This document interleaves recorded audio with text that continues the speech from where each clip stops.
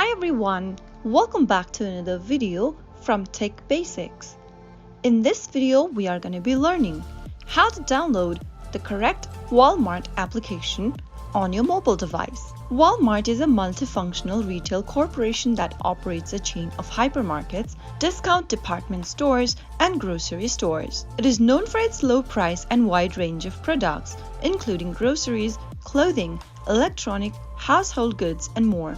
If you want to get started with Walmart, it is crucial to download the correct application from the correct platform. So let's go ahead and dive into the video. First of all, tap Open your App Store or your Play Store from your mobile devices.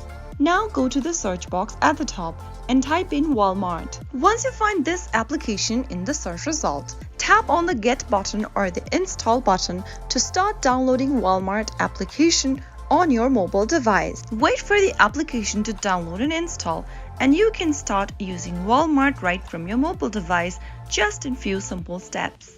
So that's how it's easily done. If you found the video to be helpful, go ahead and give us a thumbs up. Don't forget to subscribe to our channel by hitting the subscribe button. Press the notification bell so that you'll never miss another upcoming upload from us. I will be back again in the next video. Thank you for watching.